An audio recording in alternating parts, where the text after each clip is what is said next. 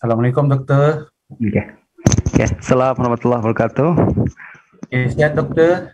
Baik, alhamdulillah. Kabar Oh semua. dokter, rasa layak. Tadi bergandingan dengan Ustaz, salah seorang ulama muda yang cukup saya kagumi di Malaysia. Oke dokter, dah selesai tidak? Oke, macam mana? Dah pasti dia? Dah, slide saya dah nampak belum? Ada nampak dah. Oke. Oke, Ustaz, dipersilakan. Oke, bismillahirrahmanirrahim. Assalamualaikum warahmatullahi wabarakatuh. Alhamdulillahirabbil alamin wassalatu wassalamu ala sayyidina maulana Muhammadin wa ala alihi wa sahbihi ajma'in. Rabbinfa'na bima 'allamtana wa 'allimna ma yanfa'una warzuqna ilman yuqarribuna ilaika ya rabbal alamin.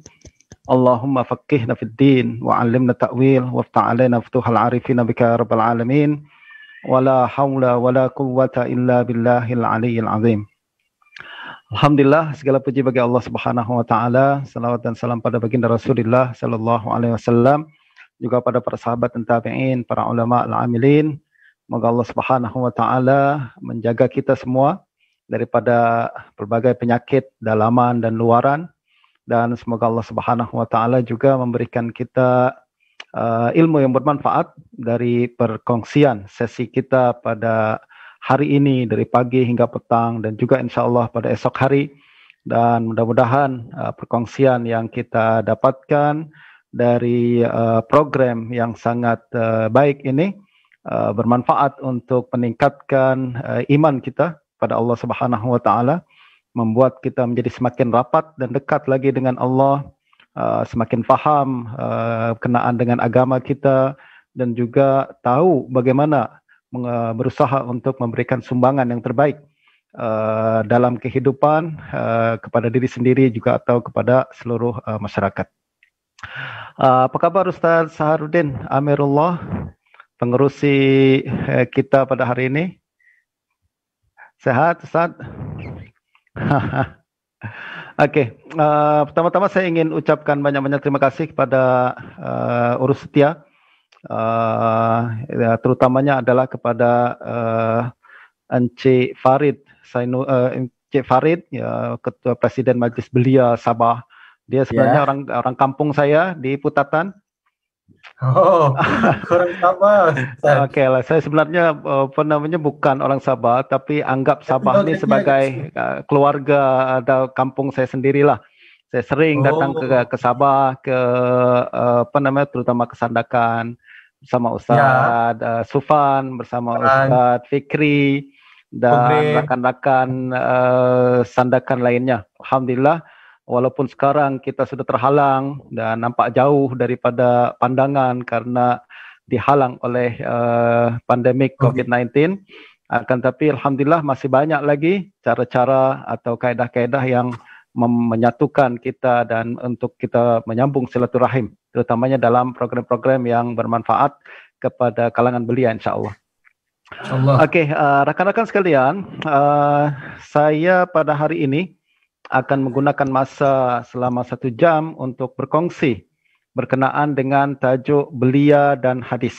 Okey, dan saya ingin memberikan penekanan kepada apa yang sepatutnya diamalkan dan dilakukan oleh belia untuk membawa arus perubahan pada diri kita dan juga pada kalangan masyarakat kita dengan mengambil inspirasi daripada sunnah dan hadis-hadis Nabi sallallahu alaihi wasallam.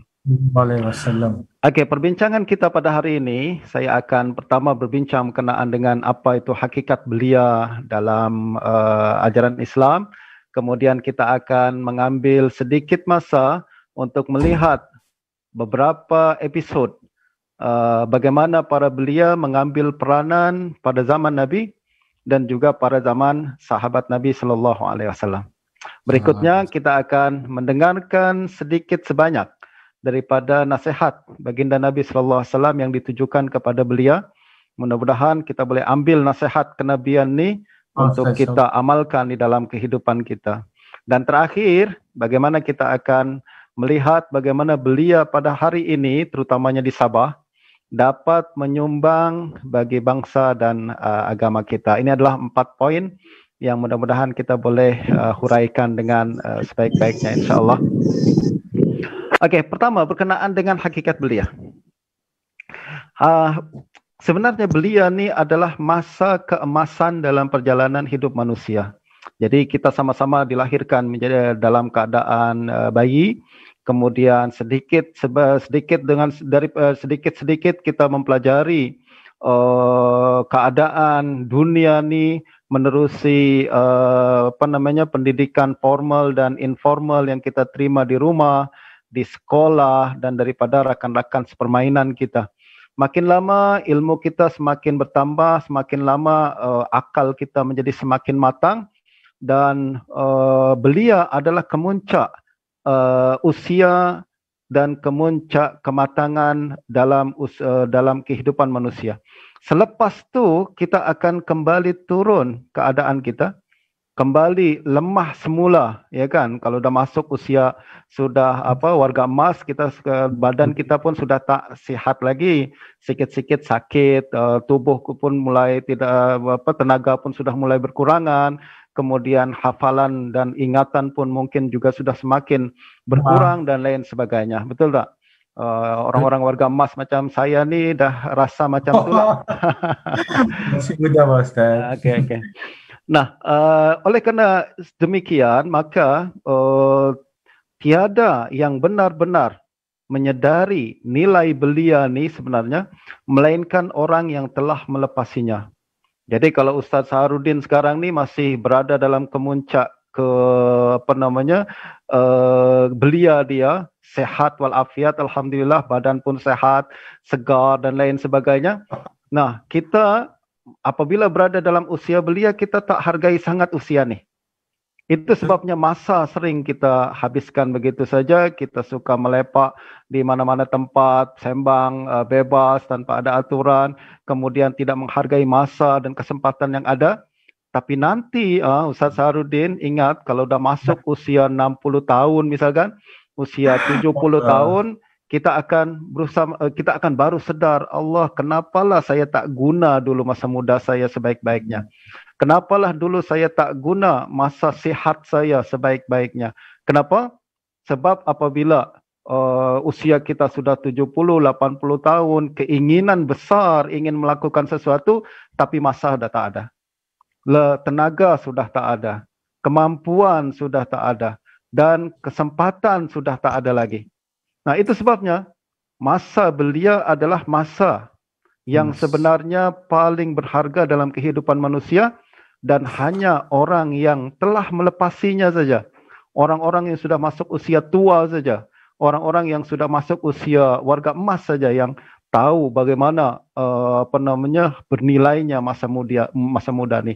Kalau bolehlah, misalkan kita beli semula, kita boleh guna duit kita untuk membeli semula masa-masa muda ni, kita akan beli.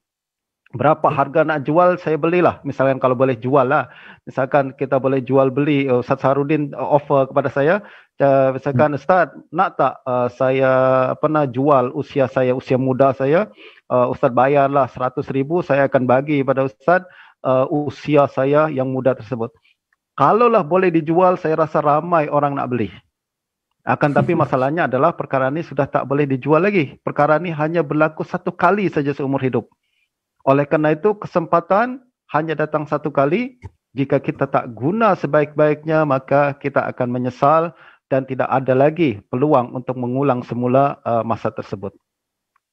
Nah, berkenaan dengan masa muda ni, masa usia belia ni, kata Sayyidina Abdullah bin Abbas, seorang sahabat Nabi yang sangat alim, beliau mengatakan, ma ba'asallahu nabiyyan illa syabban wala utiyal ilma alimun illa syabban. Beliau mengatakan, tidaklah Allah mengutus seorang nabi melainkan dalam usia belia. Tengoklah para nabi dan rasul. Mereka diangkat dan dilantik menjadi nabi dalam usia kemuncak belia dia. 40 tahun, 30 tahun, itu kan naik dalam apabila masa tenaga dan tubuh, badan dalam keadaan yang paling sempurna dan paling matang.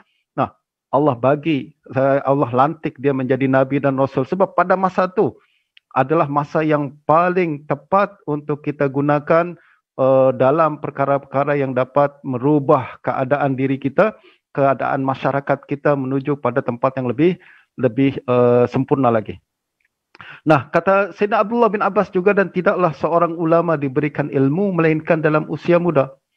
Jadi para ulama yang alim, yang hebat tu, mereka dapat ilmu apabila mereka ketika usia muda.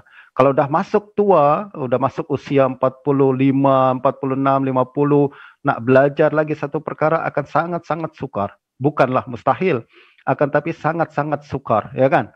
Misal kita usia 50 tahun, 60 tahun baru nak belajar baca Al-Quran misalkan, bukan mustahil, boleh. Akan tapi sangat sukar untuk kita berbanding orang yang belajar ketika muda, ketika belia, ketika hafalan masih jernih lagi, ketika pikiran masih belum banyak tersibukkan dengan perkara dan tanggungjawab dan lain sebagainya. Nah, justru masa muda ni adalah masa yang paling utama dan paling berharga. Nah, saya kenapa ingatkan perkara ni, sebab saya ingin ingatkan rakan-rakan sekalian bahawa anda sekarang berada dalam memiliki satu perkara yang paling mahal, yang tak boleh dihargai dengan wang emas. Ya, perkara yang sangat hebat dan sangat besar, karunia daripada Allah Subhanahu Wa Taala. Justru hargai dia. Jangan sampai kita menyesal satu hari nanti karena tidak menghargai dan tidak menggunakan karunia Allah tersebut dengan sebaik-baiknya. Baik. Nah, sekarang kita akan tengok berkenaan dengan bagaimana belia memainkan peranan di zaman Nabi dan di zaman sahabat Nabi. Untuk makluman rakan-rakan sekalian, belia pada zaman Nabi memainkan peranan aktif dalam semua aktiviti sosiopolitik dan keagamaan. Jadi, belia di zaman Nabi ini tak sibuk dengan handphone. Mereka tak sibuk dengan WhatsApp. Mereka tak sibuk dengan Facebook. Mereka tak sibuk dengan melepak di mana-mana tempat. Mereka tak sibuk dengan novel-novel cinta dan lagu-lagu cinta yang membuai hati dan membuat imajinasi kita tak keruan tu. Akan tapi mereka fokus kepada apa yang bermanfaat. Apa yang boleh saya buat? Apa yang boleh saya sumbangkan? Mereka tak pernah berkata, alah saya masih kecil lah, saya tak mampu lagi. Tak, tengok tuan-tuan apa yang saya nak bawakan di sini. Nabi pernah melantik Usamah bin Zaid dalam usia 20 tahun, apabila beliau berusia 20 tahun sebagai panglima perang. Jadi Nabi pernah lantik ni, Usamah bin Zaid. Usia dia baru 20 tahun. Saya yakin seumuran Ustaz Saharudin lah sekarang ni, tak? Ya kan? Masih 20 tahun dah jadi panglima perang, bawa satu pasukan yang terdiri daripada ratusan orang, bahkan ribuan orang, dan di situ ada sahabat-sahabat Nabi yang senior, macam Abu Bakar Siddiq, macam Umar bin Khattab, macam Ali bin Abi Talib dan lain sebagainya. Semua berada di bawah komando Usamah bin Zaid. Usia 20 tahun. Nabi lantik, Usamah, awak jadi panglima, bawa ni pasukan semua kena dengar ucapan daripada Usamah bin Zaid. Awak yang atur strategi, awak yang atur macam mana perjalanan ekspedisi ini berjalan dan membawa hasil yang sebaik-baiknya. Usamah tak kata, kalau kita yang dilantik, kita katakan Rasulullah, saya masih muda sangatlah, pilihlah yang tua sikit. Tak, beliau tak kata macam tu. Ini lantikan baginda Nabi, ini cabaran daripada baginda Nabi, saya akan ambil. Dan saya akan laksanakan sebaik-baiknya. Tak pernah ada istilah saya tak mampu, saya tak boleh, saya masih kecil, saya tak berpengalaman. Tak ada istilah macam tu. Yang ada adalah baginda percaya, saya ambil. Baginda yakin bahawa saya boleh buat, saya pun yakin saya boleh buat. Jangan ada alasan saya tak mampu, saya tak ada pengalaman. Tak. Laksanakan tugasan yang diberi kepada kita dengan sebaik-baiknya. Nah, Nabi juga pernah melantik Attab ibn Usaid yang juga usia beliau baru 20 tahun sebagai menteri besar di Mekah. Jadi, sebagai amir. Amir tu adalah istilah kita sekarang menteri besar lah. Jadi di Mekah, apabila baginda datang ke Mekah pada tahun 8 Hijrah untuk menundukkan Mekah, baginda kemudian balik semula ke Madinah dan lantik Attab bin Usaid sebagai amir, sebagai wakil baginda Nabi di Mekah.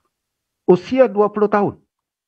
Jadi usia 20 tahun dia boleh memainkan peranan politik yang sangat penting. Dan Mekah tuan-tuan adalah salah satu negeri yang sangat penting pada zaman itu. Betul tak? Madinah adalah negeri yang paling penting. Berikutnya adalah Mekah, negeri yang paling penting. Istilah kita sekarang ni ada Putrajaya, ada Kuala Lumpur, ada KK kan? Kinabalu, ya kan? Itu adalah negeri-negeri yang penting pada zaman tersebut. Dan Nabi berikan kepercayaan kepada siapa? Belia 20 tahun untuk memimpin Mekah sebagai ganti baginda Nabi sallallahu alaihi wasallam. Attab sekali lagi tak kata apa, saya masih muda lah, saya tak ada pengalaman lah, saya tak mampu lah. Tak. Bagi Nabi percaya dia mampu buat dan dia mesti percaya bahwa dia mampu untuk melakukan perkara tersebut. Jadi ada potensi dan ada peluang yang diberikan, ambil peluang tersebut dan buktikan bahwa kita memiliki kemampuan untuk melakukan perkara tersebut. Yang ketiga tuan-tuan, Nabi pernah menyuruh Zaid ibn Thabit, ini lagi muda lagi, 11 tahun usia dia, sebagai setia usaha sulit baginda Nabi sallallahu alaihi wasallam. Jadi ceritanya baginda Nabi sallallahu alaihi wasallam ni datang ke Madinah, ya kan? Nabi datang ke Madinah, hijrah ke Madinah, dan di Madinah tersebut pada masa itu ada kalangan Yahudi. Dan kalangan Yahudi ini punya bahasa sendiri, yaitu bahasa Ibrani. Dan mereka kalau nak bercakap dengan sesama Yahudi, mereka guna bahasa mereka sendiri, yaitu Ibrani. Nah, mereka tak cakap bahasa Arab. Baginda lalu berkata kepada Zaid ibn Thabit, wahai Zaid, cobalah engkau belajar bahasa Yahudi. Belajar bahasa Yahudi, kuasai bahasa Yahudi. Jadi kalau mereka bercakap satu sama lain, engkau faham. Kalau mereka menulis surat dalam bahasa Yahudi, engkau faham. Sebab ini penting untuk keselamatan umat Islam yang baru datang di Madinah ni. Maknanya, Zaid waktu umur 11 tahun, dia melaksanakan perintah Nabi sallallahu alaihi wasallam dan dia belajar bahasa Yahudi secara percakapan dan secara tulisan dan mampu menulis dan membaca dalam bahasa Yahudi, tuan-tuan, dalam masa yang sangat-sangat singkat, tak sampai 1 bulan pun. Menunjukkan bahawa dia punya kecerdasan dan kemampuan yang sangat hebat. Nah, sejak saat itu Zaid ibn Thabit, beliau adalah kalau Nabi nak tulis surat akan suruh Zaid tulis. Kalau Nabi terima surat, Zaid yang akan baca. Nah, ini itu sebabnya saya katakan dia telah menjadi setia usaha sulit baginda Nabi dalam usia yang sangat-sangat muda. Jadi kalau tuan-tuan nanti misalkan Ustaz Harudin nak buat satu slogan, belia boleh, saya cadangkan untuk jadikan Zaid ibn Thabit sebagai inspirasi dalam perkara itu. Betul tak? Jadi buatlah slogan, belia Sabah boleh. Inspirasi daripada Zaid ibn Thabit misalkan. Inspirasi daripada Usamah bin Zaid. Inspirasi daripada Attab ibn Usaid dan lain sebagainya. Nah, ini menunjukkan apa tuan-tuan? Rakan-rakan sekalian? Menunjukkan bahawa belia memainkan peranan sangat penting dalam aktiviti sosiopolitik yang ada di zaman Nabi sallallahu alaihi wasallam.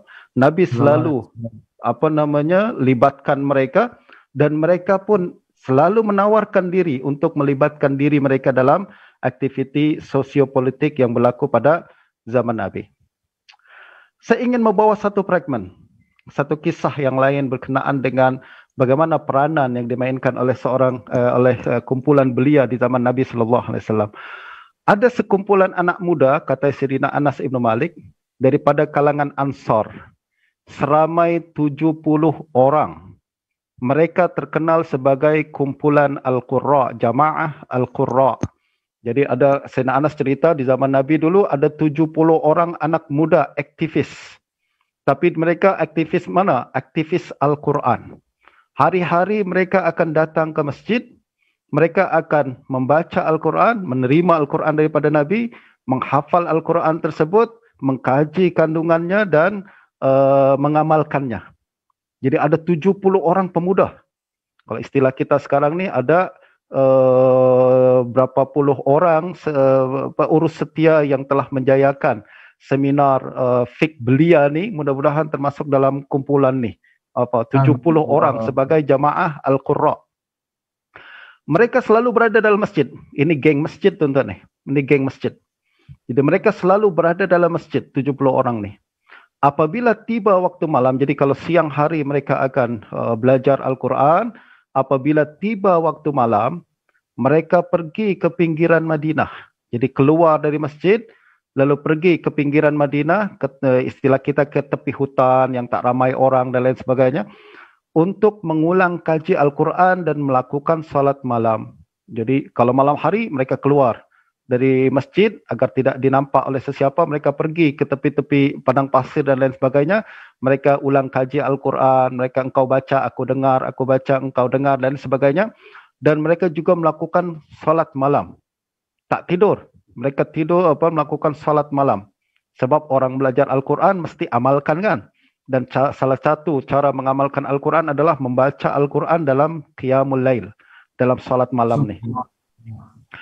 Nah, ahli keluarga mereka menyangka mereka berada di masjid. Jadi mereka keluar dari masjid, orang ahli keluarga, mereka pergi dari masjid bukan pergi ke rumah. Jadi ahli keluarga mereka menyangka mereka masih ada di masjid. Tapi ahli masjid menyangka mereka sudah balik ke rumah. Padahal mereka pergi ke tempat yang tak ada orang nih untuk melakukan ibadah baca Quran dan Qiyamul Lail. Apabila hampir pagi, kata Anas, mereka mengambil air atau mencari kayu bakar lalu meletakkannya di pintu rumah Nabi sallallahu alaihi wasallam. Apa maksudnya tuan-tuan? Kalau malam mereka ibadah, tak ada orang yang tahu, siang harinya, pagi harinya udah hampir pagi, mereka akan cari air berkhidmat untuk baginda Nabi sallallahu alaihi wasallam. Ambil air, letak ke rumah Nabi, ambil kayu bakar, letak di pintu rumah Nabi. Nanti baginda Nabi atau istri baginda yang ingin masak senanglah, ingin gunakan air senang, ingin gunakan kayu bakar pun senang. Maknanya tuan-tuan kita boleh nampak anak muda ni punya punya semangat berkhidmat kepada baginda Nabi begitu besar. Mereka ingin mempelajari Al-Quran, menguasai Al-Quran, pada masa yang sama ingin juga berkhidmat kepada baginda Nabi sallallahu alaihi wasallam. Zaman sekarang pun saya rasa macam itu jugalah. Ada anak-anak yang belia-belia yang mesti punya keinginan untuk menyumbang sesuatu bagi agama Islam ni. Menyumbang sesuatu kepada baginda Nabi sallallahu alaihi wasallam ni. Baginda memang sudah tidak bersama kita pada hari ini, akan tapi masih banyak perkara yang boleh kita lakukan untuk menyumbang kepada baginda Nabi sallallahu alaihi wasallam, dan salah satunya mudah-mudahan dengan menganjurkan program-program keagamaan untuk para belia seperti yang kita tengah lakukan pada hari ini. Nah, apa yang berlaku kemudian? Tuan-tuan, pada satu hari datang sekumpulan orang dari luar Madinah, datang kepada baginda Nabi dan mereka meminta kepada baginda untuk diutus guru-guru ngaji Al-Quran. Jadi mereka datang kepada baginda Nabi, mereka mengatakan, Rasulullah, kami baru masuk Islam, tolong utus beberapa orang daripada sahabat baginda untuk mengajarkan Al-Quran kepada orang kampung kami. Baginda pun mengutus anak-anak muda tadi, kumpulan qurra ni, 70 orang ni. Nabi utus mereka untuk pergi ke perkampungan tersebut untuk mengajarkan Al-Quran. Apa yang berlaku tuan-tuan? Ternyata orang yang minta guru ngaji ni sebenarnya masih menyimpan kekafiran. Mereka cuma untuk mencari alasan untuk membunuh sahabat Nabi. Justru apabila Nabi utus 70 orang ni ke kampung mereka, 70 orang tersebut kemudiannya dibunuh. 70 orang ni semua dibunuh oleh penduduk kampung tersebut, dan apabila baginda Nabi mendengar berita tersebut, baginda sangat-sangat sedih dan baginda sangat-sangat marah. Itu sebabnya baginda kemudian berkunut dalam solat subuh selama 15 hari berturut-turut, mendoakan kehancuran kepada pihak kalangan yang telah membunuh anak-anak muda ni. Tengok baginda Nabi, kita nampak orang yang paling sabar, orang yang sangat lembut. Akan tapi apabila berlaku perkara ni kepada kumpulan anak muda yang kita katakan sebagai aktivis dakwah nih yang hari-hari selalu membaca Al-Quran dan selalu berkhidmat kepada baginda Nabi, baginda menjadi sangat sedih. Kemudian selama 15 hari tuan-tuan, solat subuh selalu kunut. Sebelumnya tak ada kunut, tapi selepas tu baginda selalu kunut 15 hari. Tidak henti-henti berdoa kehancuran untuk pihak yang telah membunuh anak muda tersebut. Tengok tuan-tuan, ini kita boleh ambil pengajaran di sini apa? Bahwa baginda Nabi sangat suka melihat aktivis anak-anak muda nih. Baginda suka melihat anak muda yang menyibukkan diri mereka dengan Al-Quran, menyibukkan diri mereka dengan ibadah, dan menyibukkan diri mereka dengan berkhidmat kepada agama Allah Subhanahu wa taala. Justru baginda doakan mereka, dan baginda sangat sedih apabila musibah menimpa mereka. Tengok tu, maknanya baginda sangat-sangat cinta dan sayang pada mereka. Ini yang kita nak kan, anak-anak muda, apa yang kita nak pada hari ini? Kita ingin agar kita mendapat tempat di hati baginda Nabi, betul tak? Kalau boleh kita nak ada tempat untuk kita khas di hati baginda Nabi sallallahu alaihi wasallam, di mana Nabi concern dengan kita, di mana Nabi gembira melihat kita, dan bagaimana baginda Nabi sedih apabila sesuatu yang buruk menimpa kita. Siapa yang inginkan perkara tersebut, buatlah seperti yang dibuat oleh anak-anak muda nih. Apa dia? Berikan masa anda untuk Al-Quran. Yang kedua, berikan masa anda untuk khidmat kepada agama Allah. Dan berikan masa anda untuk berkhidmat kepada kaum muslimin. Ini yang diinginkan oleh Nabi sallallahu alaihi wasallam. Nah, apabila kita beralih kepada belia pada zaman Nabi, belia pada zaman sahabat Nabi selepas baginda Nabi sallallahu meninggal dunia, maka kita akan nampak juga bahawa belia memainkan peranan penting pada masa Khulafa Ar-Rashidin. Pada zaman Sayyidina Umar terutama, pada zaman Sayyidina Umar, tuan-tuan, pada zaman Sayyidina Umar, Islam telah menyebar hingga keluar Jazirah Arab, dan pada masa itu umat Islam telah menjadi superpower. Telah menjadi satu kuasa politik yang paling kuat di Timur Tengah. Justru masalah datang daripada pelbagai penjuru negeri. Masalah politik dia, masalah ekonomi dia, masalah sosial dia dan lain sebagainya. Semua datang ke Madinah, dan Sayyidina Umar sebagai khalifah mesti mencari jalan keluar bagi seluruh permasalahan tersebut. Apa yang dilakukan oleh Sayyidina Umar? Tengok apa yang disebutkan oleh Ibnu Syihab Az-Zuhri. Beliau mengatakan setiap kali menghadapi permasalahan yang sangat sukar, Khalifah Umar Ibn Khattab akan memanggil para pemuda, lalu meminta pandangan mereka. Beliau mengharapkan ketajaman akal mereka. Jadi Sayyidina Umar setiap kali ada masalah yang sukar untuk dicarikan jalan keluarnya, yang beliau lakukan adalah jemput anak-anak muda nih. Mana-mana belia. Panggil. Ustaz Sarudin panggil. Ustaz Fikri panggil. Ustaz Sufan panggil nih, yang muda-muda nih. Kami nak apa pandangan awak berkenaan dengan masalah ni? Kenapa? Sebab menurut Sayyidina Umar, anak-anak muda ni pikiran dia masih kreatif. Pikiran dia masih kritis. Pemikiran dia masih idealistik. Betul tak? Tak macam orang macam saya nih, sudah tua nih, pikiran saya dah tak boleh dirubah lagi dah. Memang macam tu dah, begitu terus, dah tak berubah. Saya inginkan status quo. Saya inginkan kemapanan. Tapi anak muda inginkan kreativiti, inginkan perubahan dan idealisme dia masih tinggi. Justru Sayyidina Umar panggil mereka, minta mereka untuk selesaikan masalah ini. Nah, ini juga yang memperlihatkan kepada kita apa, tuan-tuan? Bahawa para pemuda di zaman Sayyidina Umar, mereka memainkan peranan yang sangat penting dalam membangun negara dan bangsa. Saya ada masa lagi ke Ustaz Sarudin ni? Ya, masih lagi Ustaz, masih panjang lagi. Okey. Ya. Saya minta masa sikit, laptop saya nak mati sekejap, saya ambil boleh sekejap ya. Boleh Ustaz.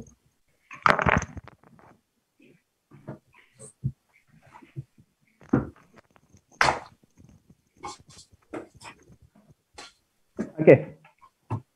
Kita masih boleh lanjut lagi ya. Saya berakhir pukul berapa saya ambil? Pukul 11.30, 12.30. Ya. Okey. Nah, sekarang kita nak tengok macam mana baginda Nabi SAW memberi nasihat kepada kalangan belia ni. Nasihat kepada kalangan belia ni. Nah, antara satu nasihat baginda Nabi SAW adalah Nabi mengatakan masa muda adalah amanah. Nabi mengingatkan kepada kita bahawa masa muda adalah amanah yang nanti akan dipertanggungjawabkan kepada kita nanti di akhirat. Dalam sebuah hadis daripada Abu Barzah Al-Aslami, Rasulullah SAW bersabda, tidak akan beralih kaki seorang hamba pada hari kiamat, melainkan dia akan ditanya tentang beberapa perkara. Pertama, umurnya dihabiskan untuk apa? Kedua, ilmunya apa yang telah diamalkan? Yang ketiga, hartanya dari mana didapatkan dan kemana dibelanjakan? Dan yang keempat, tubuh badannya digunakan untuk apa? Ini penting. Jadi ini adalah pengajaran daripada baginda Nabi kepada seluruh belia semua. Bahawa umur kita, terutama tadi kita mengatakan bahawa umur atau usia belia adalah yang paling tinggi dan paling berharga. Satu hari Allah akan tanya, saya dah bagi engkau masa belia kira-kira 20 tahun. Apa yang telah engkau buat dengan masa tersebut? Kita akan kena jawab, tuan-tuan. Kita kena jawab.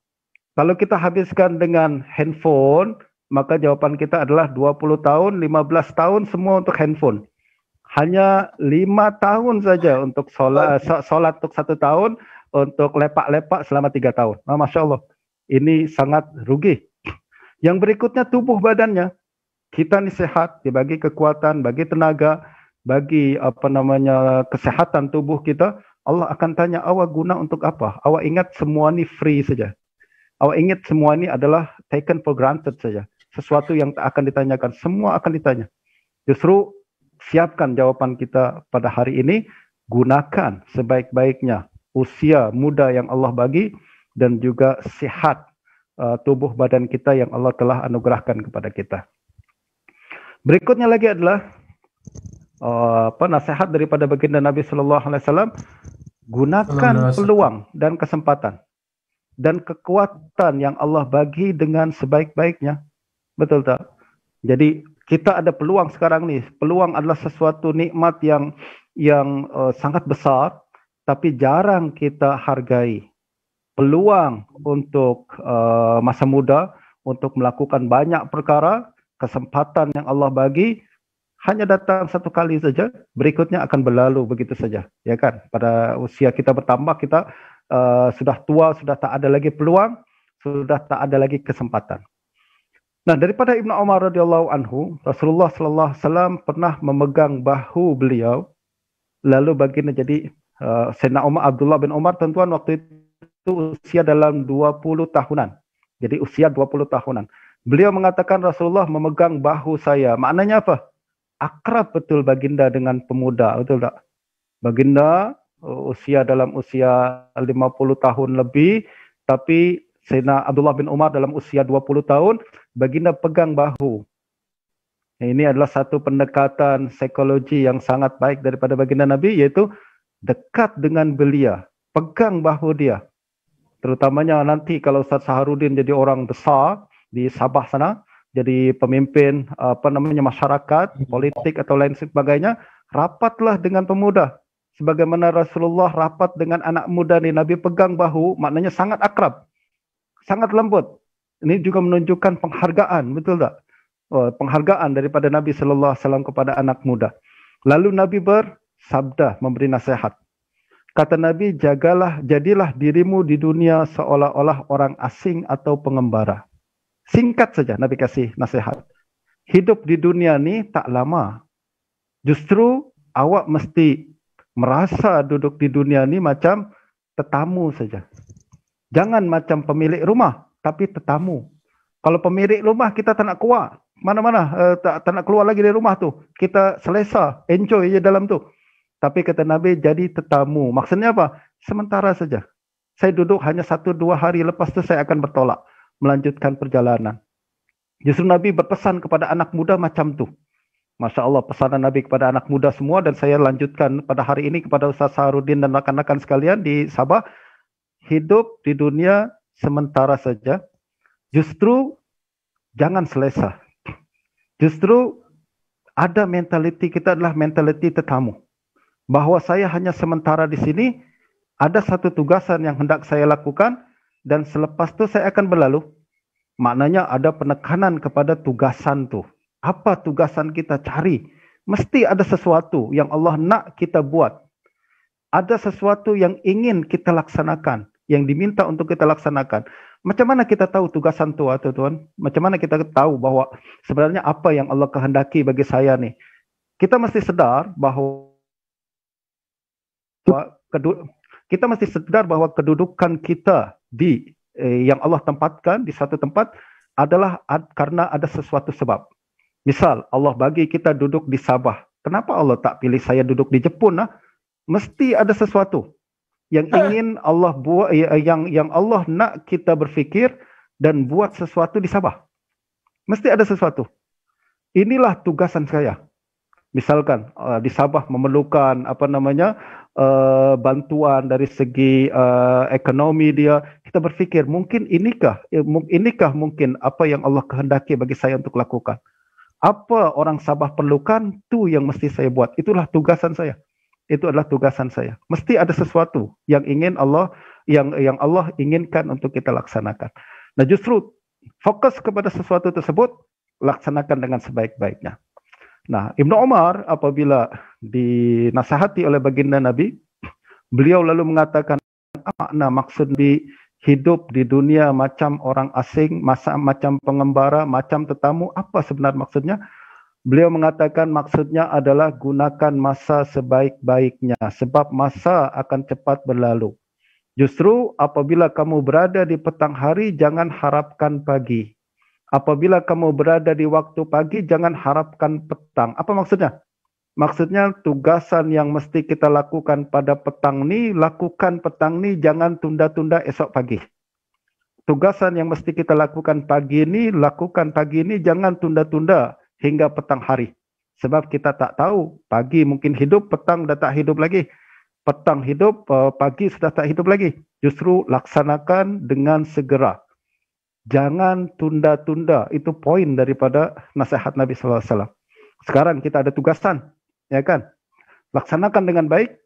Dan ini satu mentaliti umat Islam yang Nabi ajarkan, yaitu jangan suka tunda-tunda amalan. Apa yang dilakukan, yang boleh dilakukan sekarang buat. Jangan nanti-nanti. Gunakan masa sehatmu untuk masa sakit. Dan hidupmu untuk selepas mati. Ini adalah pesanan Nabi juga. Maknanya adalah waktu sehat, buat apa tugasan kita, jangan tunda nanti. Sebab kalau nanti esok mungkin dah sakit. Waktu hidup, buat. Jangan tunda-tunda, mungkin petang kita sudah tak hidup lagi. Maknanya jangan tunda dan buat dengan segera. Nasihat Nabi yang ketiga, gunakan masa muda untuk meraih kedudukan terbaik dan memberi sumbangan positif kepada dunia. Kita kena ingat, sekali lagi bahwa masa muda anugerah daripada Tuhan, dia tidak free, dia adalah peluang untuk kita memberikan sumbangan kepada dunia. Daripada Ibnu Umar radhiyallahu anhu, seorang laki-laki bertanya kepada Rasulullah sallallahu alaihi wasallam, "Wahai Rasulullah, siapakah manusia yang paling dicintai oleh Allah? Dan apakah amalan yang paling dicintai oleh Allah?" Baginda menjawab, manusia yang paling dicintai oleh Allah adalah yang paling bermanfaat kepada manusia.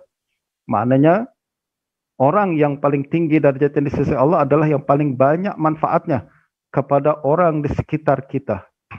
Janganlah kita jadi anak muda, tuan-tuan, hidup kita macam tak ada manfaat.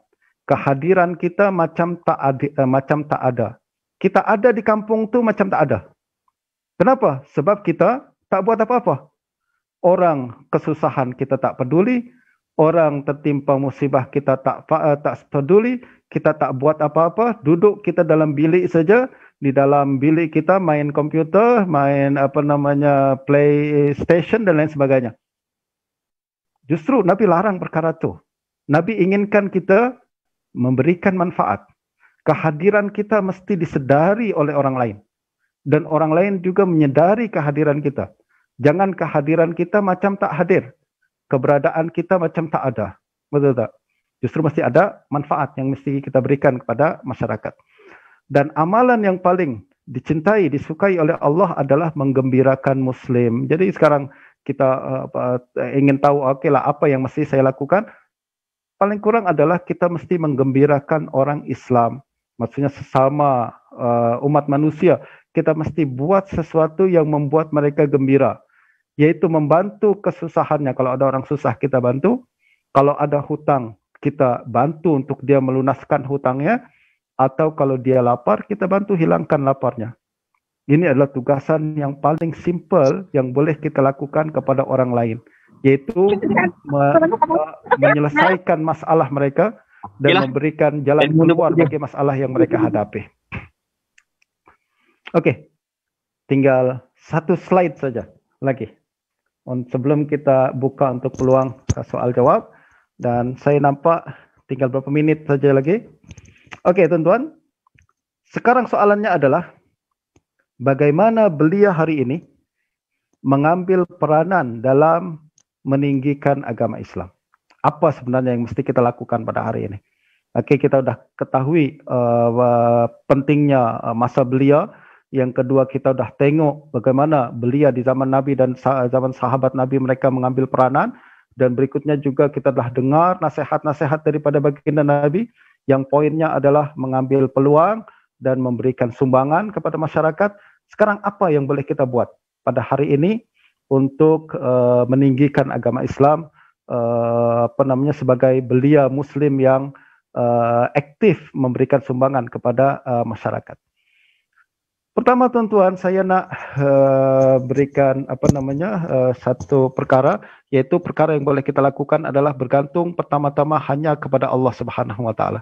Tadi dalam sesi sebelum ni saya dah dengar Dr. Rostam berbincang berkenaan dengan penyakit mental dan cabaran cabaran baru karena pandemik COVID-19 ni, kerisauan yang mungkin berlaku. Saya rasa perkara itu memang dialami oleh ramai orang dan tidak terkecuali juga para belia. Nah, justru cadangan atau nasihat daripada hadis adalah kita mesti bergantung kepada Allah Subhanahu Wa Taala. Jika kita ingin, ini pesanan Nabi kepada Abdullah bin Abbas. Abdullah bin Abbas pada waktu itu berusia 9 atau 10 tahun ketika baginda meninggal dunia. Nabi pernah berpesan kepada Abdullah bin Abbas, "Iza sa'alta fas'alillah wa iza sta'anta fasta'in billah." Ini pesanan Nabi kepada belia juga. Yaitu kalau kita minta sesuatu, hanya minta kepada Allah. Jika kita mengharapkan sesuatu, harapkan kepada Allah. Kenapa, tuan-tuan?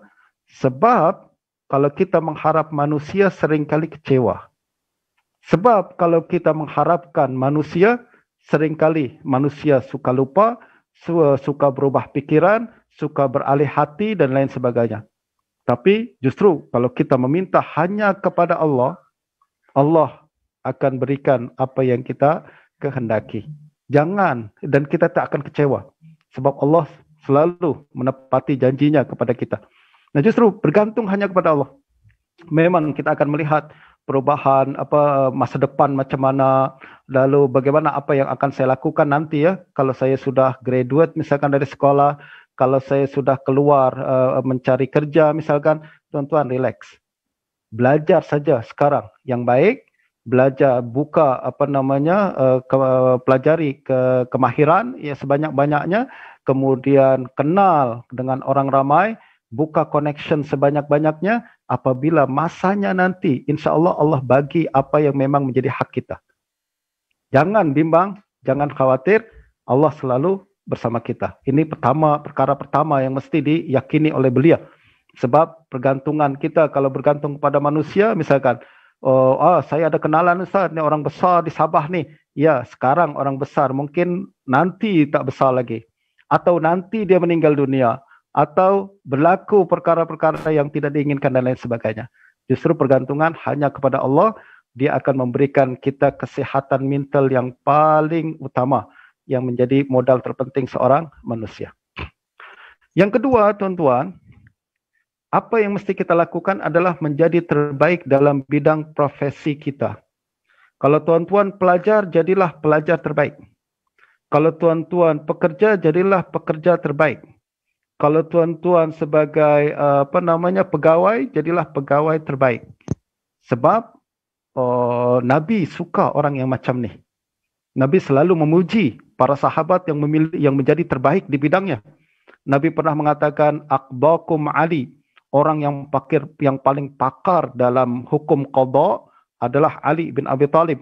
Afradukum Zaid, orang yang paling pakar dalam ilmu faraid adalah Zaid. Dan pelbagai pelbagai pujian-pujian yang Nabi berikan kepada setiap sahabat yang terbaik di zamannya. Nah, kalau kita ingin mendapatkan pujian daripada baginda Nabi, maka jadilah terbaik dalam bidang profesi kita. Pada masa yang sama, tuan-tuan, ini menuntut kita untuk selalu buat pekerjaan kita jangan sambil lewa, jangan asal jadi. Kena plan betul-betul. Kena pertimbangkan pelbagai kemungkinan-kemungkinan dan berikan keseriusan dalam melakukan apa-apa pekerjaan. Sehingga kita boleh mencapai darjat yang terbaik dan menggembirakan baginda Nabi SAW. Yang berikutnya lagi, tuan-tuan, apa yang mesti dilakukan oleh beliau pada hari ini adalah menjaga diri daripada anasir buruk yang dapat menghancurkan diri kita sendiri dan dapat merusak masyarakat. Sebagai contoh, Nabi SAW pernah berpesan kepada para pemuda, ya ma'syar syabab, man istata'a minkumul ba'ah falyatazawwaj. Wahai para pemuda sekalian, kata Nabi, siapa yang sudah mampu berumah tangga, menikahlah. Maknanya apa? Kenapa Nabi pesankan kita untuk menikah? Sebab kata Nabi, menikah tu dapat menjaga pandangan kita dan dapat menjaga kemaluan kita. Maknanya kita akan terjaga daripada anasir yang buruk. Dan ini sangat kita perlukan pada hari ini. Jadi apabila tadi kita boleh nampak ada satu soalan kepada Dr. Rustam berkenaan dengan ketagihan seksual dan lain sebagainya. Ya, ini adalah salah satu masalah belia yang tidak boleh kita abaikan. Dia salah satu masalah besar. Nah, cara kita untuk menghindarkan diri daripadanya adalah antara lain dengan bercampur dengan kumpulan-kumpulan yang baik. Jelas ya tuan-tuan ya, kita selalu mengatakan macam tu. Dalam hukum fiqh dikatakan apa? Air yang menggenang tidak mengalir selalunya membawa kerusakan. Sebab kalau air tidak mengalir, jatuh najis sikit saja, terus dia akan menjadi mutanajis. Begitu juga seorang pemuda, kalau dia tak ada aktiviti, maka dia akan sangat mudah untuk dirusak oleh syaitan. Justru dia kena banyak aktiviti, bercampur dengan orang ramai, ikut dalam kumpulan-kumpulan yang baik agar dapat menjaga diri daripada perkara-perkara yang dapat merusak diri dan masyarakat. Dan yang terakhir, paling penting adalah seorang pemuda mesti cakna dengan persekitaran. Jadi kita mesti tahu apa yang berlaku di sekitaran kita dan berusaha membawa perubahan. Jadi kita kena aktif berfikir, apa orang kampung saya perlukan, apa masalah mereka, bantu mereka. Dalam sebuah hadis Nabi katakan macam tu. Itu disebut sebagai sebuah sedekah. Jadi setiap hari manusia berkewajipan sedekah. Kata Nabi, antara sedekah adalah membantu orang mengangkat barang dia, menyingkirkan gangguan daripada jalan, dan juga pelbagai bentuk-bentuk sedekah yang lain. Maknanya kita kena memberikan aktif melakukan perbuatan-perbuatan atau aktiviti yang dapat membawa perubahan dalam kalangan masyarakat kita. Ini adalah salah satu ibadah yang paling penting dan hanya boleh dilakukan oleh orang yang punya tenaga yang kuat dan pikiran yang cerdas macam para belia sekalian yang mudah-mudahan pada hari ini terinspirasi untuk melakukan perubahan dalam kehidupan diri dan juga masyarakatnya, insya-Allah. Ya, dengan demikian saya rasa sudah habis pembentangan yang ingin saya bentangkan pada hari ini. Cukup 1 jam untuk memberikan peluang bagi para panelis yang lain, dan saya kembalikan kepada Ustaz Saharudin untuk mengendalikan majlis. Wassalamualaikum warahmatullahi wabarakatuh. Waalaikumsalam Ustaz. Terima kasih atas pencerahan yang diberikan untuk slot belia dan hadis. Jadi Ustaz, ada beberapa soalan yang mungkin Ustaz boleh bacakan di ruang chat berkenaan. Dengar Ustaz? Ya, dengar. Ada ada mungkin beberapa soalan yang telah diajukan oleh peserta dalam Okey. ruangan. Saya tak nampak pula. Kejap ya Ustaz, kita tunggu technical untuk Ah. dengar suara. Peserta yang ada suara boleh buat. Okey, kepada peserta yang ingin mengajukan soalan dengan secara bersuara kepada Ustaz, bolehlah dibenarkan.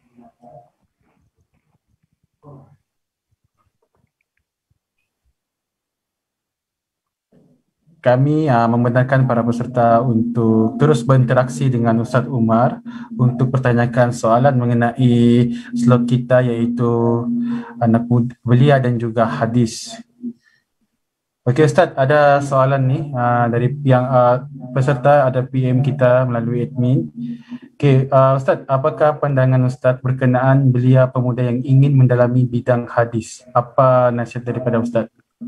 Okey, terima kasih banyak atas pertanyaan yang diajukan pada saya berkenaan dengan anak muda yang berminat untuk mempelajari hadis. Apa pandangan saya? Pandangan saya adalah sangat-sangat digalakkan dan dialu-alukan. Kita memang sangat ilmu hadis adalah ilmu yang sangat mesra dengan belia. Jadi orang yang dalam usia muda ni, pikiran masih jernih lagi, hafalan juga masih kuat lagi, dan berminat untuk mendalami hadis-hadis Nabi dan ilmu-ilmu yang berkaitan dengannya, memang sangat digalakkan untuk ambil dan ceburi bidang ini. Kita pada hari ini masih memerlukan ramai lagi para pakar hadis di negara ini dan juga di seluruh dunia sebenarnya. Sebab kebanyakan kita ramai yang ambil jurusan hukum hakam, fiqh misalkan. Masih sikit sangat yang masih mengambil, yang berminat untuk mengambil hadis Nabi. Nah, justru kita sangat galakkan perkara tersebut. Mula daripada sekarang, cobalah tuan-tuan untuk menghadiri majlis-majlis hadis, jadi pembacaan kitab-kitab hadis, kemudian kuliah-kuliah yang membincangkan hadis Nabi. Dan paling penting adalah tuan-tuan kena bersedia untuk memberikan masa yang cukup untuk hafalan dan kajian dan lain sebagainya. Dan justru ini sangat-sangat digalakkan untuk tuan-tuan ambil bidang ini. Dan kita juga sangat bersyukur semakin hari semakin banyak buku-buku yang diterbitkan dalam hadis Nabi. Nah, jadi banyak buku terjemahan misalkan, banyak buku-buku dalam bahasa Arab sendiri, dalam English pun sangat banyak, dan mula baca buku-buku ini akan semakin meningkat minat kita kepada hadis Nabi sallallahu alaihi wasallam. Dan jika tuan-tuan ingin mengambil ilmu ni secara formal, maka banyak saya nampak sekolah-sekolah ataupun universiti yang membuka jurusan atau kuliah khas untuk ilmu hadis. Jadi tuan-tuan boleh pergi sama ada di Sabah sendiri ataupun di Kuala Lumpur atau di tempat saya di Penang, ada kursus yang khas untuk mengajarkan hadis Nabi. Dan saya sendiri pun sering datang ke Sabah dululah sebelum COVID-19 untuk pembacaan kitab Arba'in Nawawi misalkan, pembacaan 40 hadis Fardhu Ain dan lain sebagainya. Nah, ini peluang-peluang yang tuan-tuan boleh ambil untuk ikut serta. Dan ilmu hadis ini sangat-sangat cantik dan sangat menarik.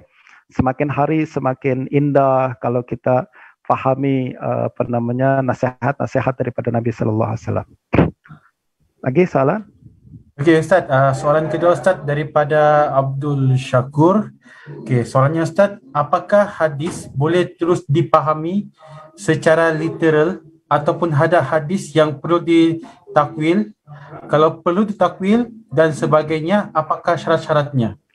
Okey, soalan teknikal berkenaan dengan ilmu hadis ni daripada Ustaz Abdul Syakur. Alhamdulillah. Masya-Allah, soalan yang mendalam ya.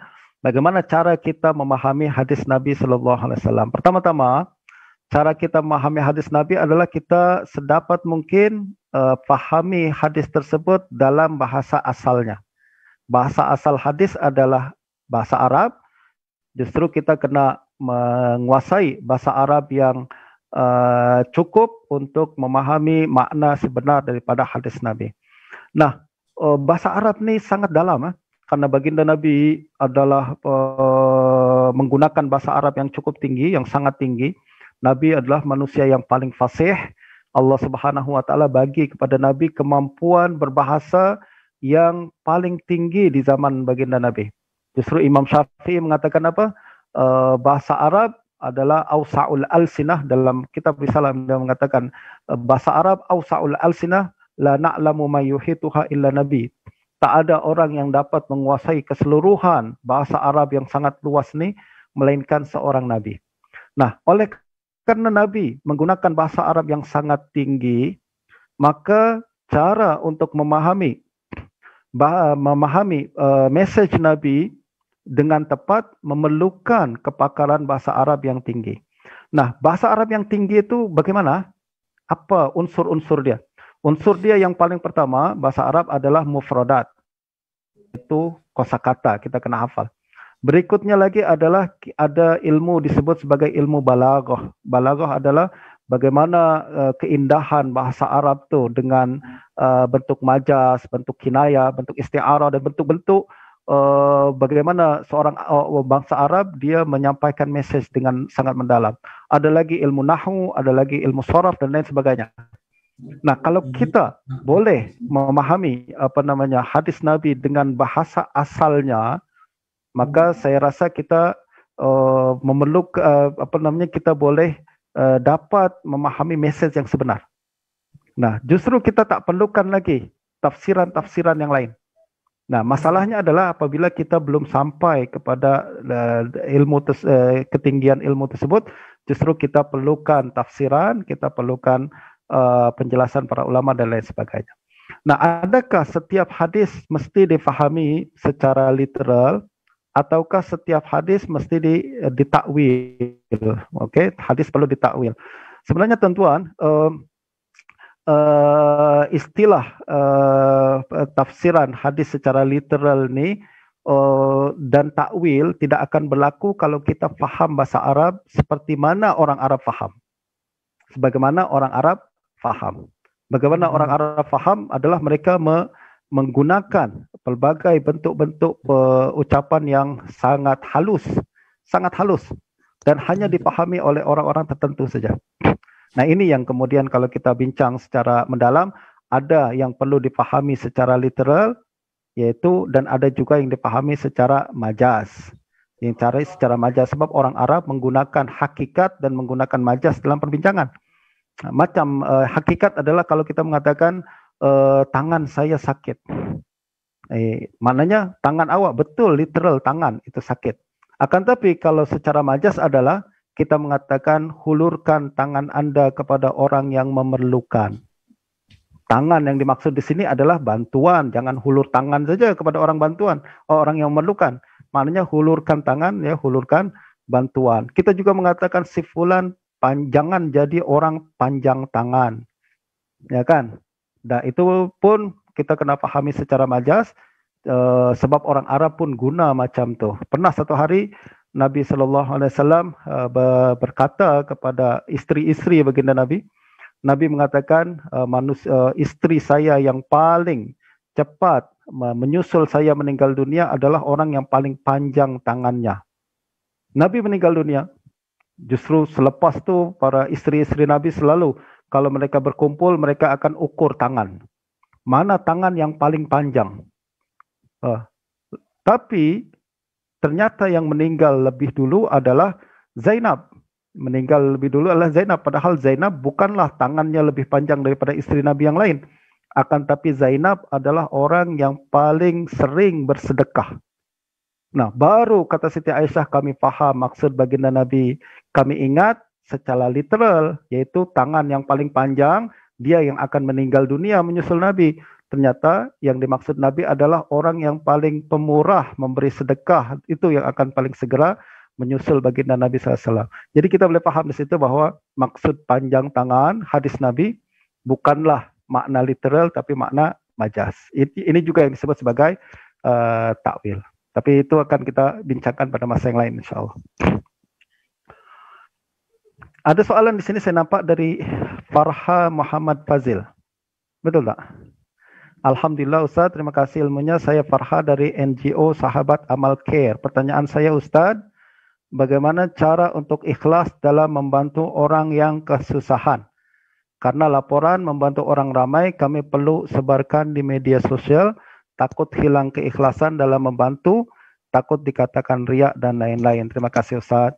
Oh, soalan ini bagus. Jadi memang tadi saya galakkan kita membantu orang ramai dan memberikan sumbangan kepada orang yang memerlukan dengan kemampuan kita. Siapa yang boleh mampu dengan duit, bantu dengan duit. Siapa yang mampu dengan usaha, aktiviti, bantu dengan usaha, dengan makanan dan lain sebagainya, terpulang kepada sesuai dengan kemampuan kita masing-masing. Yang menjadi masalah adalah kalau kita bantu orang lalu kita kena report di media sosial, sebagai NGO kita kena report kan, agar nampak bahwa aktiviti kita terima duit sumbangan kita sampaikan kepada orang. Adakah perkara tersebut menjejaskan keikhlasan kita? Tuan-tuan puan-puan, perkara tersebut ikhlas adalah antara kita dengan Allah Subhanahu wa taala. Ikhlas bukan apa orang kata. Kalau apa orang kata, habislah tak ada yang ikhlas. Ustaz Saharudin tak ikhlas nih buat program nih. Ikhlas bukan saya yang kata, bukan saya yang nilai, tapi antara dia dengan Allah Subhanahu wa taala, Allah yang nilai. Justru kalau kita buat kebaikan, buatlah kebaikan. Kalau kita perlu tunjukkan kepada orang ramai karena perkara tersebut dituntut sebagai tanda pertanggungjawaban, accountability dan lain sebagainya, tunjukkan pada orang ramai dan Allah akan menilai ikhlas kita. Dan soalan ni yang diajukan oleh Farha ni menunjukkan bahawa dia ikhlas. Kenapa? Sebab orang ikhlas takut riak, sedangkan orang yang tak takut riak itulah yang tak ikhlas. Jadi, sebab orang yang takut, saya tak ikhlas lah, takut riak, orang takut tak ikhlas itulah yang ikhlas. Orang yang berkata, saya ikhlas nih Ustaz Saharudin, biasanya tak ikhlas tuh Ustaz Saharudin. Akan tapi orang yang takut tak ikhlas itulah yang ikhlas insyaAllah. Justru buatlah amalan. Poin kita adalah kita mengharapkan Allah Subhanahu wa taala, Allah yang nilai, sedangkan orang kata apa itu menunjukkan bahwa orang kata apa kita kita tak pedulikan sangat selagi mana kita memang ikhlas karena Allah Subhanahu wa taala. Lagi soalan, Ustaz? Oke, Ustaz. Ada peserta yang ingin berinteraksi dengan Ustaz. Saudara Faizal, ada talian sekarang ini. Assalamualaikum Ustaz. Assalamualaikum. Ustaz, saya ingin bertanya berkenaan dengan tadi ada pesanan untuk pemuda berkenaan dengan 4 tu. Yang keduanya adalah menjadi terbaik dalam profesi kita. Tapi realiti yang kita lihat sekarang, yang saya lihatlah sebahagian daripada golongan muda yang begitu cenderung ataupun cenderung yang tinggi untuk dalami ilmu agama sehingga mengabaikan bidang yang mereka ceburi di dalam kampus. Jadi apa nasihat Ustaz untuk golongan seperti ini? Oke, soalan yang sangat baik daripada saudara Faizal berkenaan dengan ada seorang yang kita nampaklah fenomena sekarang ni di kampus ya. Saya pun nampak perkara itu juga. Ada seorang yang bidang dia misalkan dalam sebenarnya jurusan dia kimia, akan tapi dia ingin melakukan dakwah, lalu kemudian dia seolah-olah terlalu fokus dalam dakwah dan ceramah dan ilmu agama sehingga mengabaikan tugasan utama dia, profesi utama dia yang dulu adalah sebagai seorang doktor ke kimia ke dan lain sebagainya. Nasihat saya tuan-tuan adalah semacam ini, secara umum lah ya, saya nak nasihatkan secara umum. Nasihat saya adalah dakwah tuan-tuan, dia tidak terhad kepada bidang agama saja. Tidak mesti kalau kita ingin berdakwah, dakwah adalah satu tuntutan memang. Allah suruh kita berdakwah, Allah suruh kita menyebarkan agama Islam ya. Itu adalah tuntutan setiap muslim. tuntutan setiap Muslim. Akan tapi dakwah bukan setakat dalam satu bentuk saja. Dakwah boleh mengambil bentuk-bentuk yang sangat banyak. Bentuk-bentuk yang sangat banyak. Dia tak mesti ceramah saja. Dia tak mesti forum saja. Dia tak mesti diskusi, kuliah dan lain sebagainya. Itu adalah dakwah yang biasa dalam bentuk yang formal, betul tak? Sebenarnya dakwah dalam bentuk-bentuk yang lain tidak kurang kesannya.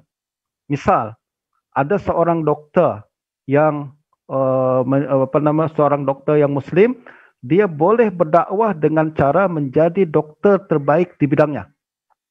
Apabila dia sampai kepada kemuncak profesi dia, orang akan nampak, hebatnya orang Islam.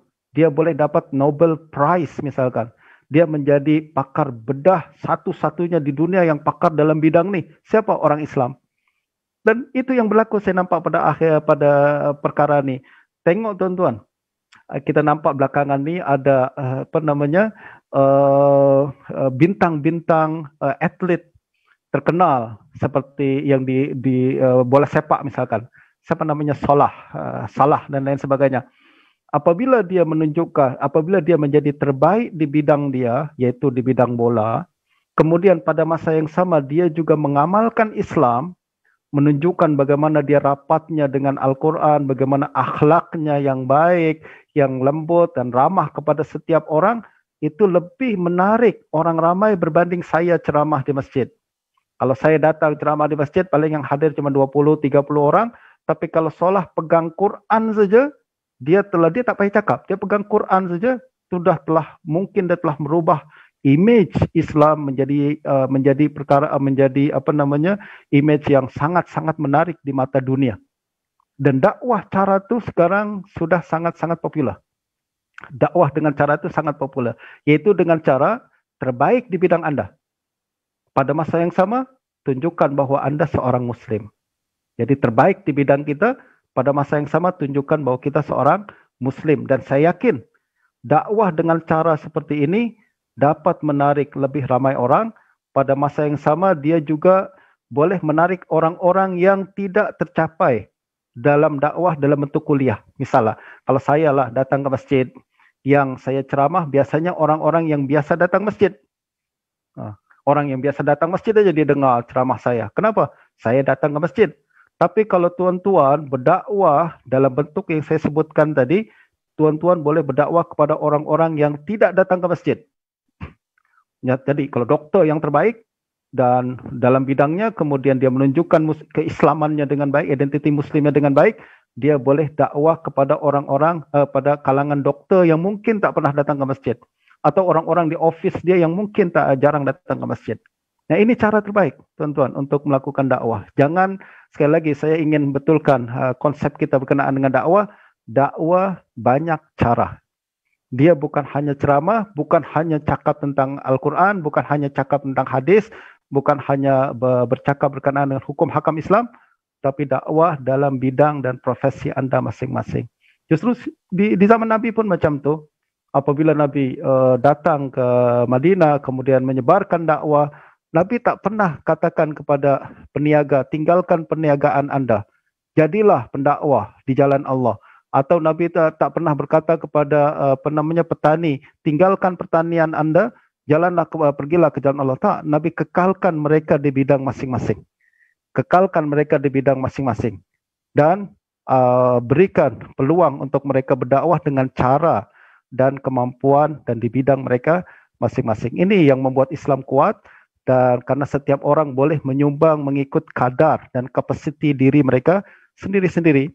Tak mesti semua menjadi ustaz. Tak mesti semua menjadi penceramah. Cukup menjadi diri Anda saja.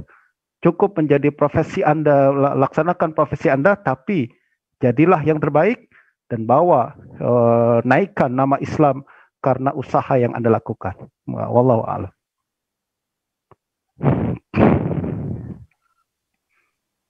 Hello Ustaz, ini merupakan soalan terakhir untuk slot Ustaz daripada Syarifah, berasal daripada Sandakan.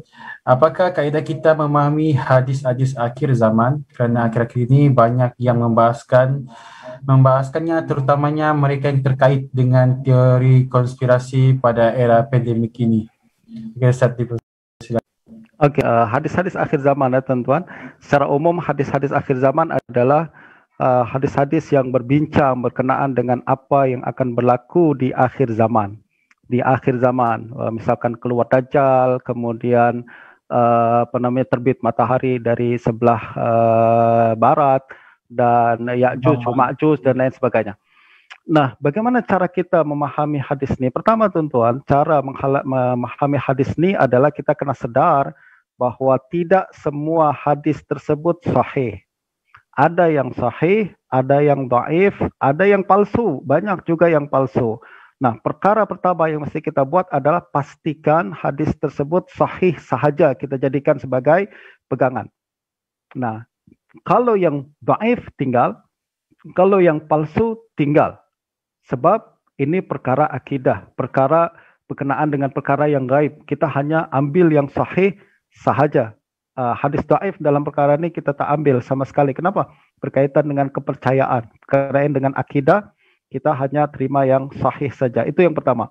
Nah, berkenaan dengan teori-teori atau orang-orang yang berbincang berkenaan dengan hadis ini, saya nampak satu fenomena di mana mereka tak peduli pun sahih dan dhaif.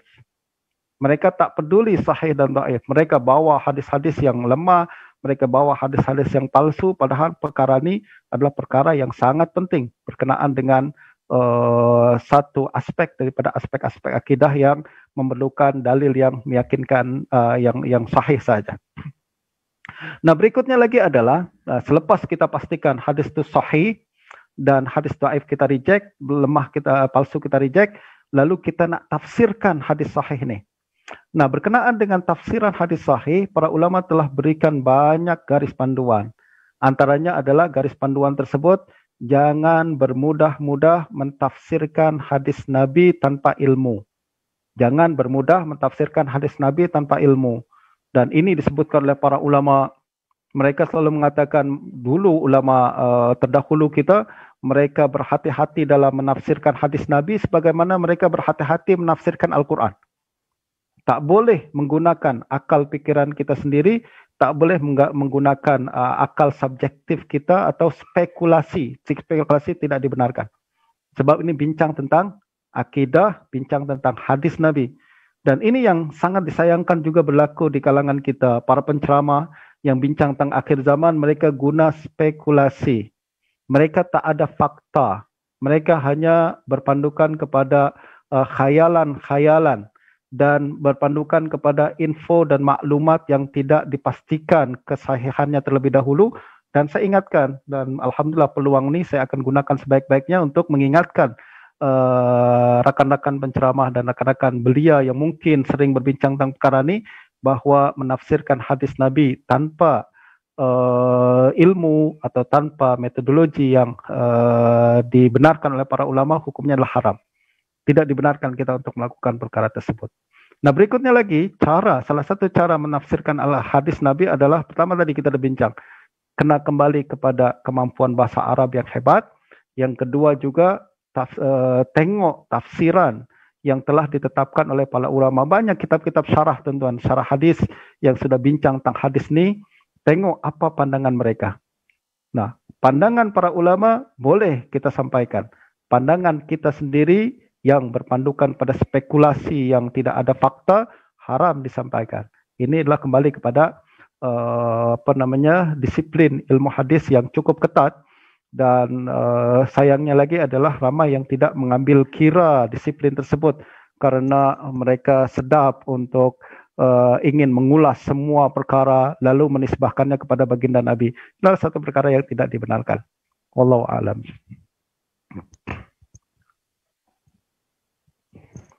Okey, Ustaz, terima kasih atas jawapan yang diberikan. Jadi untuk slot belia dan hadis pada hari ini akan berakhir. Jadi Ustaz, bagi mewakili pihak penganjur, kami merakamkan dan terima kasih atas kelapangan masa yang diberikan. Sekali lagi bersama-sama menjayakan program Seminar PIK yang kali keberapa nih Ustaz bersama dengan PIK Belia?